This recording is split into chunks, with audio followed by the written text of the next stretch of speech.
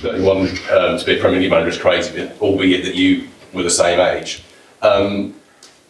There's a particular challenge for you because I guess you were managing some ex-teammates as well. But just in terms of the pure age thing, as a young coach, what's the biggest challenge going into a dressing room where people are possibly some older than you? How do you win them over? What do you think? Yeah, look, I've often said that I think the key to all that, irrespective of your age or your kind of background, is that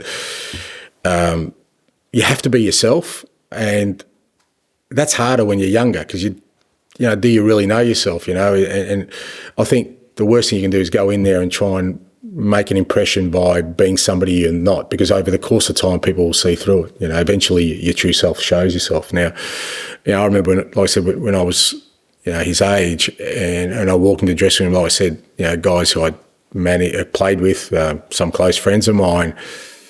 If I went in there and it was anything other than myself, they'd see through it straight away because they go, well, that's not you, So I just tried to be myself. And like I said, it's not easy because, at that age, do you really know yourself anyway? Because you don't know how you react to certain situations, and that's the challenging bit. But I'm sure for Fabian, it's a constant process now of him, reading the room and seeing what, how the players are reacting and interacting with him. Your staff are important because they're kind of your messengers as well. And, the key to it, like I said, is just to somehow have a real self-awareness about who you are as a person, because that will be revealed at some point.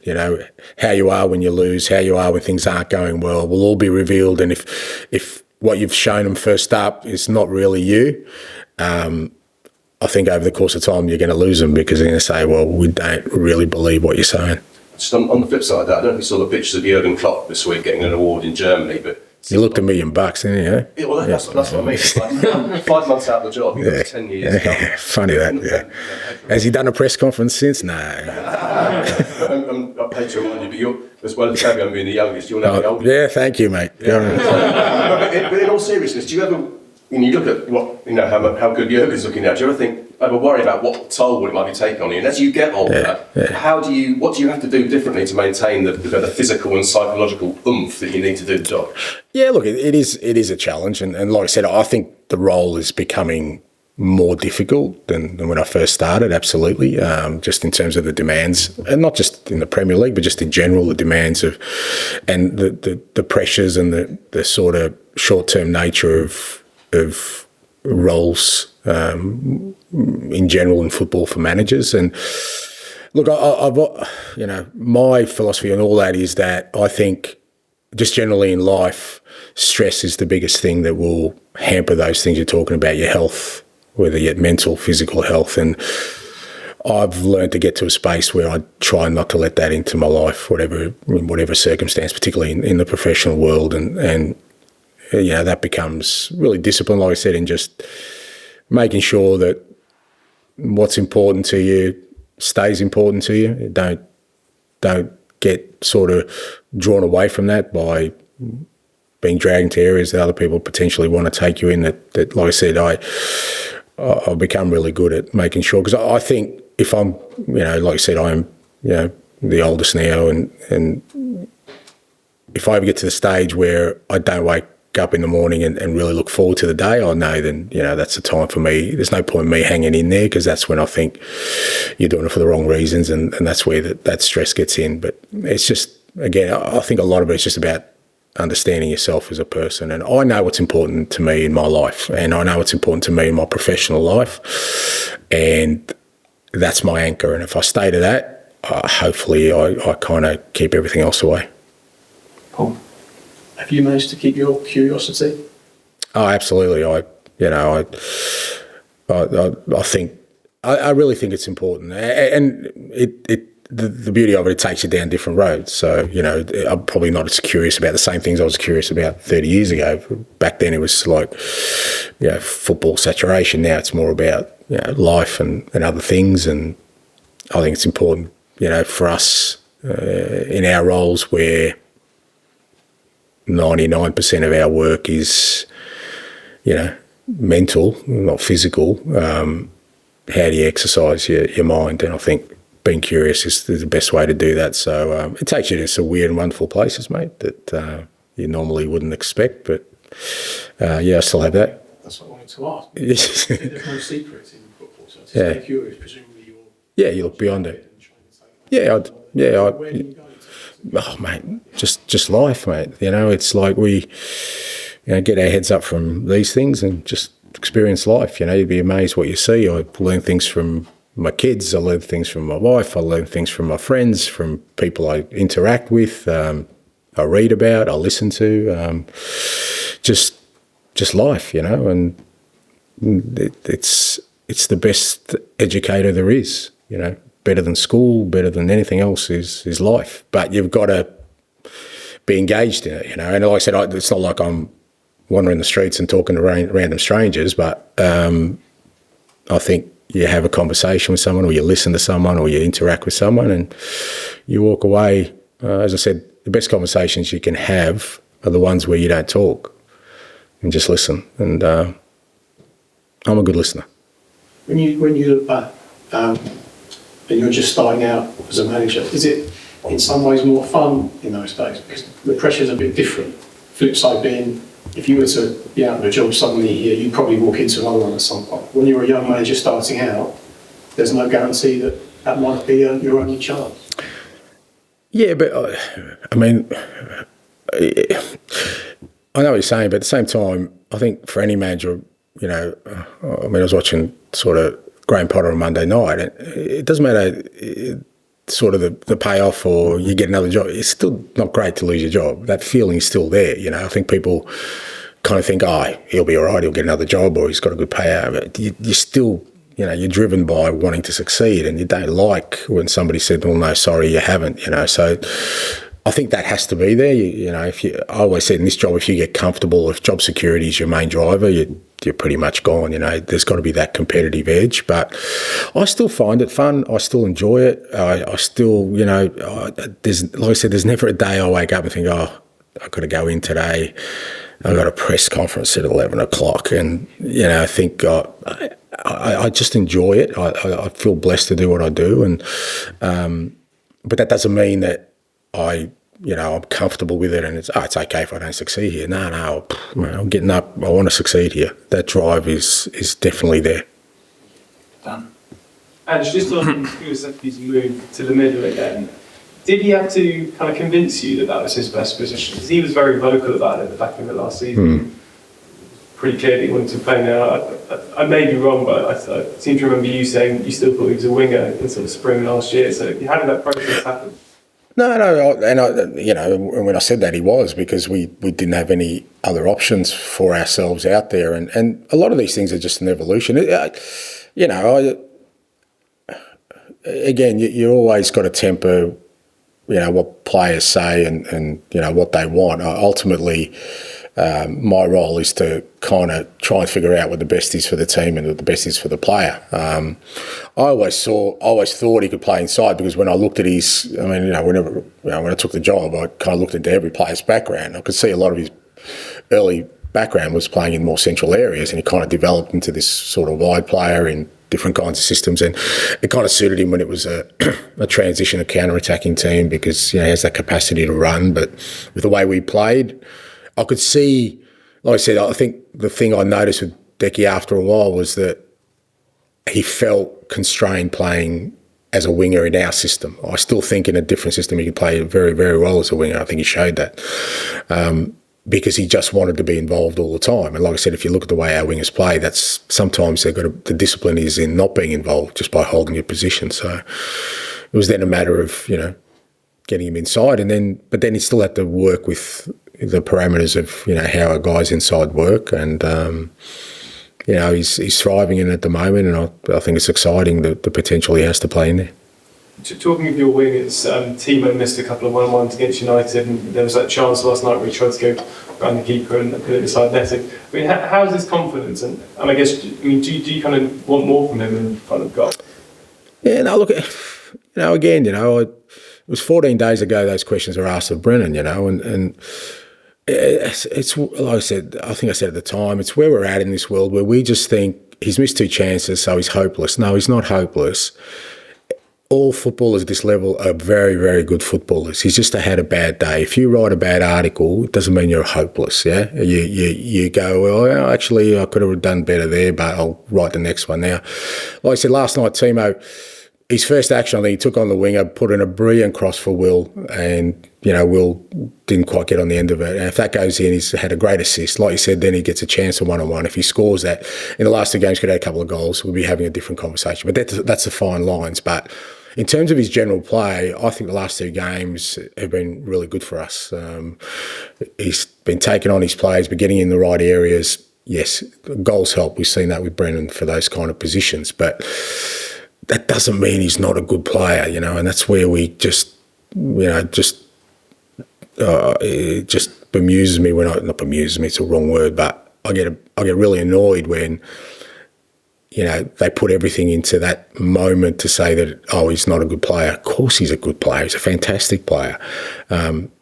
Scoring goals would help him, would help us, yes, but we'll persevere with him because I still think he's contributing to the team. And as we've seen with Brennan, those kind of things, and, Dom, like I said, 14 days ago I was sitting here answering questions about Dom Solanke not scoring, and Brennan, and now we're talking about him in the England team and Brennan scoring. So it's that fine balance. But, I think his performance the last 2 games have been better for us in terms of doing his role as a winger in our team.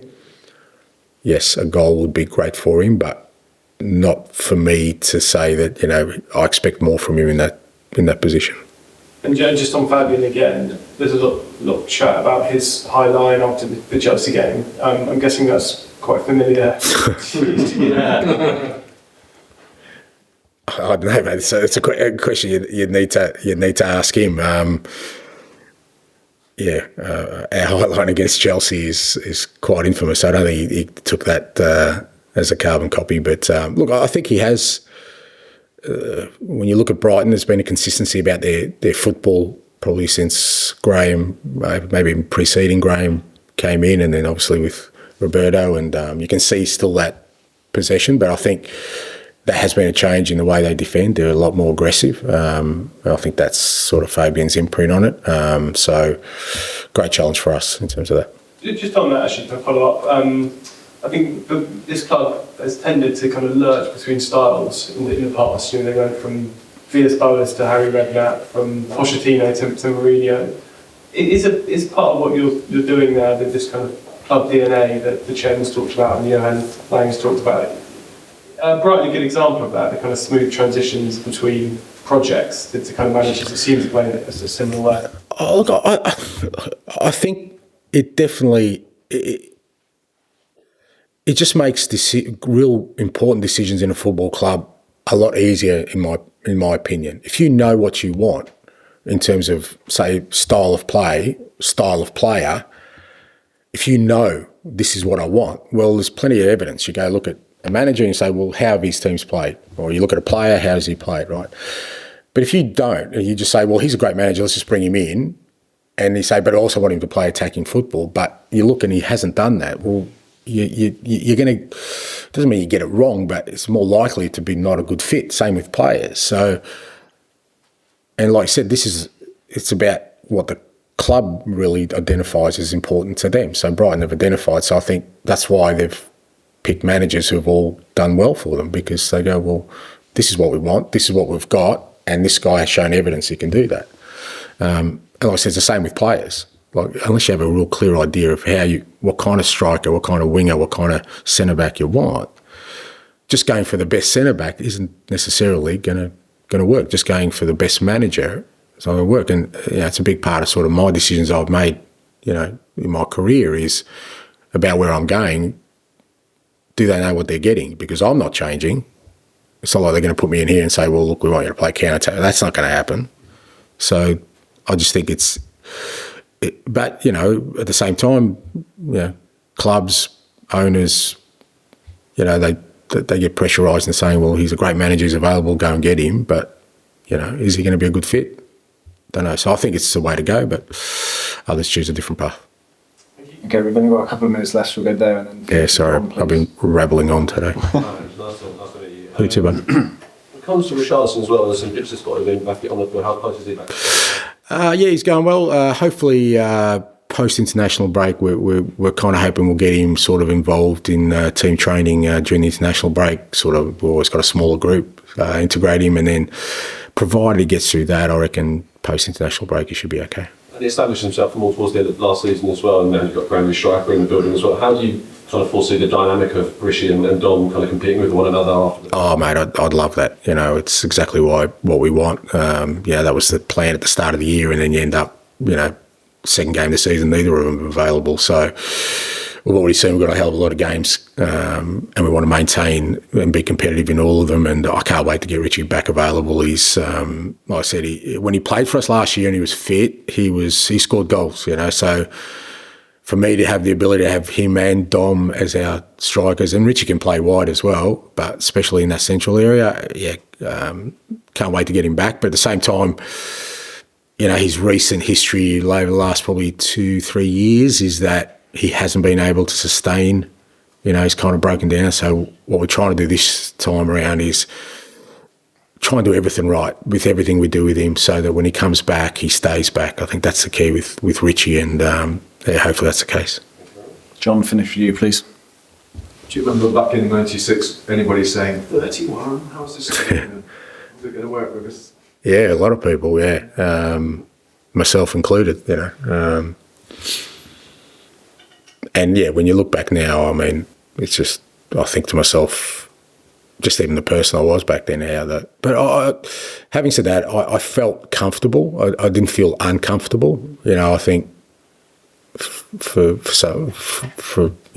whatever reason, I ignored my age and I just felt, okay, this is what I want to do. And I feel comfortable standing up in front of people and sort of trying to lead and direct. So, but, when I think about, the kind of person I was back then and just the general life experience I had, I thought, geez, it's, if I actually sat down and thought about it, it's pretty overwhelming because, like I said, your first job is really important in football as a manager. If you don't succeed there, do you get a second chance if you don't have a really strong sort of playing pedigree behind you? So, but I didn't think about it. And I think maybe that's, the kind of innocence of youth in a managerial terms, not in life terms, where you just go, I've got the opportunity, I'm going to go for it. Did you learn anything from Fabian when he came to you? Did he get you doing the talking? Yeah, no, like I said, I'm a pretty good listener. So when they ask me too many questions, I'm pretty good at asking questions back. I think he extracted more from the staff than he did from me. But I loved. Again, it was a timely reminder for me of his enthusiasm and the fact he was inquisitive. And, you feed off that and he walks out of the building and I go, okay, well, he's got something out of us. What can we get now, and what's our next or my next sort of learning? So, yeah, you do. I enjoy that energy. I enjoy that enthusiasm. You also get a little bit of pride that somebody wants to come and do what you're doing, because if I wasn't doing anything